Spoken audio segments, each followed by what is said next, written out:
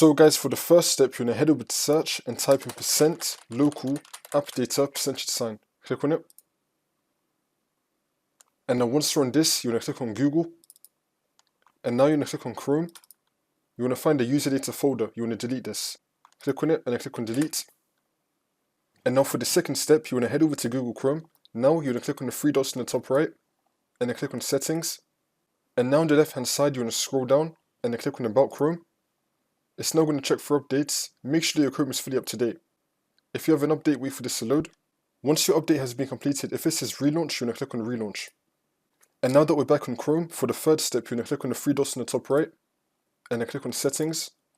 On the left hand side, you want to scroll down and then click on reset settings and then click on restore settings to the original defaults.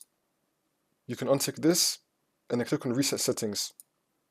Now you just want to restore your computer and then the problem should be fixed. There's also one more thing you can try. Once you're in the Chrome settings, you want to search for acceleration. This will come up. Use graphics acceleration when available. You can turn this off. Click on relaunch. See if that works for you. If not, then just turn it back on again. Click on relaunch. See if that works for you.